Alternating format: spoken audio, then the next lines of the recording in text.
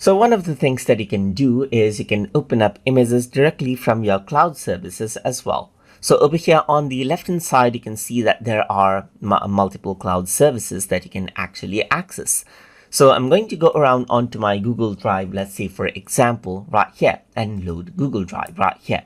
So now once I choose Google Drive, it prompts me to actually sign in using my Google account and allow Photopea to access out the folders and files on my Google Drive, which I need to go around and give permission to. So once I do that, you can see that I can access my Google Drive right here. And now from over here, you can simply go around and select out image as you like right here, just like this.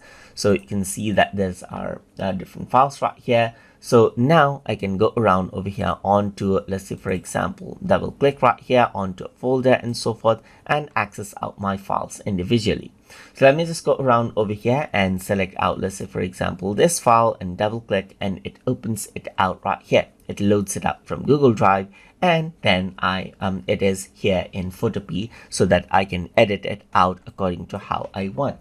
So that is how you can open images from cloud services inside a Photopea.